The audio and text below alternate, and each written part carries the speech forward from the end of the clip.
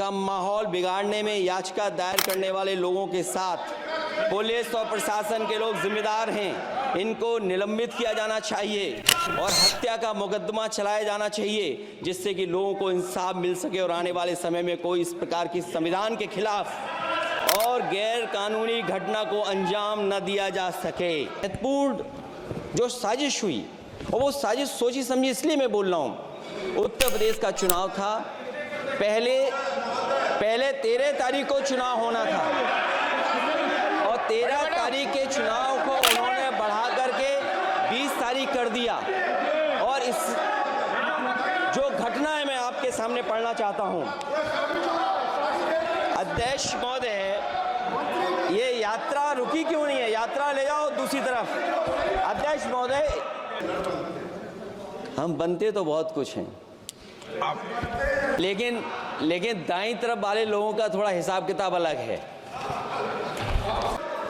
अध्यक्ष महोदय, ये लड़ाई दिल्ली और लखनऊ की है। No please. कभी दिल्ली पहुंचे थे जिस रास्ते, वही लखनऊ वाले उसी रास्ते पहुंचना चाहते हैं। रमन सिंह जी, मैं धन्यवाद देना चाहता हूं अध्यक्ष महोदय आपका। नहीं, हम जो कमिटमेंट करते हैं ना उसको पूरा करते हैं, लेकिन सब दलों के नेताओं की बात में कमिटमेंट होने के बाद भी आप बिल पे आए जो ठीक नहीं है। अध्यक्ष महोदय, कमिटमेंट में, क्रेडिबिलिटी में आपका कोई जवाब नहीं। नहीं, ये नहीं कह रहा मैं। लेकिन दाईं तरफ वाले लोगों का थोड़ा हिसाब किताब अलग है। अध्यक्ष महोदय, मैं धन्यवाद देता हूं आपका कि आपने बहुत महत्वपूर्ण घटना पे मुझे बोलने का अवसर दिया है। संभल जो इसलिए जाना जाता था कि भाईचारे के साथ वहाँ रहते हैं लोग, वहाँ अभी से नहीं, सदियों पुराना भाईचारा हजारों साल से इसी तरह रहते आए हैं। लेकिन अचानक ये जो घटना हुई है, ये सोची समझी रणनीति के तहत वेल प्लान्ड हुआ है और वहाँ के भाईचारे को गोली मारने का काम हुआ है। जो घटना हुई है वो सोची समझी साजिश है। वहाँ जो खुदाई की बात लगातार अध्यक्ष महोदय देश में कोने कोने पर भारतीय जनता पार्टी और उनके सहयोगी और समर्थक, शुभचिंतक बार बार खुदाई की जो बात कर रहे हैं अध्यक्ष महोदय, ये खुदाई जो है हमारे देश का सौहार्द, हमारे देश का भाईचारा, हमारे देश का गंगा जमनी तहजीब को खो देगा। मैं आपका धन्यवाद इसलिए भी देता हूं कि इस महत्वपूर्ण जो साजिश हुई, और वो साजिश सोची समझी इसलिए मैं बोल रहा हूं। उत्तर प्रदेश का चुनाव था, पहले 13 तारीख को चुनाव होना था और 13 तारीख के चुनाव को उन्होंने बढ़ा करके 20 तारीख कर दिया। और इस जो घटना है मैं आपके सामने पढ़ना चाहता हूं। अध्यक्ष महोदय, ये यात्रा रुकी क्यों नहीं है? यात्रा ले जाओ दूसरी तरफ। अध्यक्ष महोदय, संभल की शाही जामा मस्जिद के खिलाफ 19/11/2024 को सिविल जज सीनियर डिवीजन छंदौसी संभल में एक याचिका डाली गई। कोर्ट ने दूसरे पक्ष को, अध्यक्ष महोदय सुनिए, ये सुनना चाहिए, हम यूं ही नहीं कहते थे। आप तो संक्षिप्त में बोले। अध्यक्ष महोदय, हम यूं ही नहीं कहते थे कि संविधान ये मानती नहीं सरकार। हम यूं ही नहीं कहते थे कि संविधान नहीं मानती। जब प्लेसेस ऑफ वर्शिप एक्ट है, प्लेसेस ऑफ वर्शिप एक्ट है, हम बनते तो बहुत कुछ हैं। संभल के शाही जामा मस्जिद के खिलाफ 19/11/2024 को सिविल जज सीनियर डिवीजन चंदौसी संभल में एक याचिका डाली गई। कोर्ट ने दूसरे पक्ष को सुने बगैर उसी दिन 19/11/2024 को सर्वे के आदेश दे दिए। ताज्जुब की बात है, संभल के जिलाधिकारी संभल और पुलिस अधीक्षक संभल आदेश को पढ़े बगैर 2 घंटे के बाद सर्वे के लिए पुलिस बल के साथ शाही जामा मस्जिद पहुंच गए। जामा मस्जिद की कमेटी, जनप्रतिनिधि, उलेमा इकराम, सभी अधिवक्ताओं ने सहयोग दिया। जिलाधिकारी संभल और पुलिस अधीक्षक संभल ने 2.5 घंटे सर्वे के बाद कहा आप संक्षिप्त सब में सर्वे पूरा हो चुका है और अब रिपोर्ट कोर्ट को भेज दी जाएगी।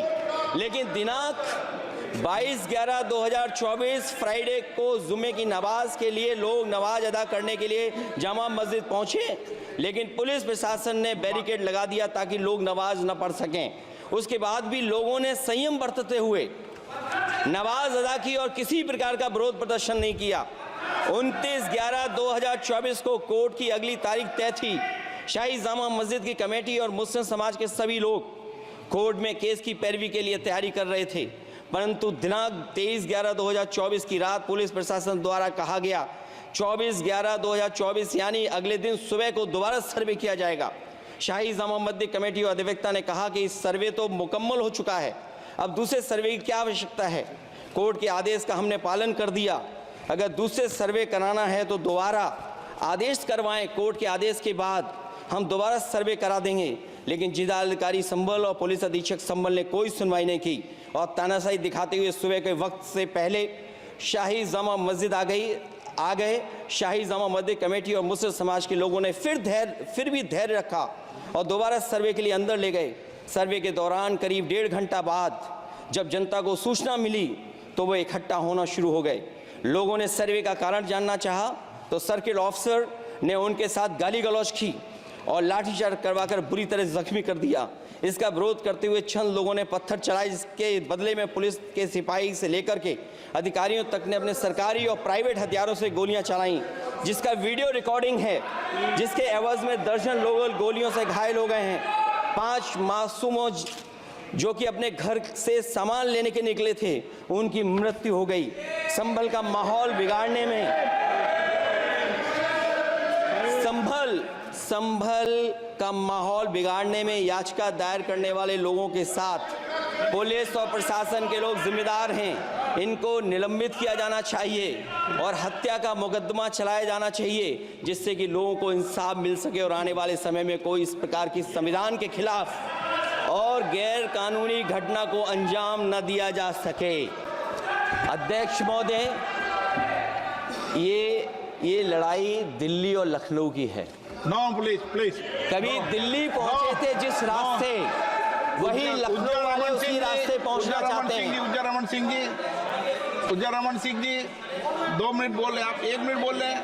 हो गया विषय आपका अखिलेश जी विषय हो गया आपका। अखिलेश जी विषय हो गया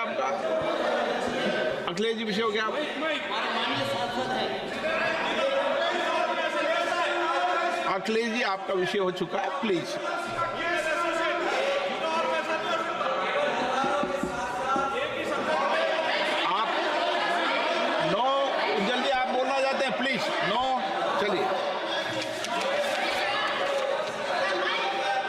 हो गया उनका विषय, उन्होंने पूरा विषय रख दिया। उज्जवल निगम जी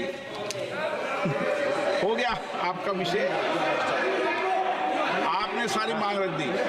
माननीय अध्यक्ष जी।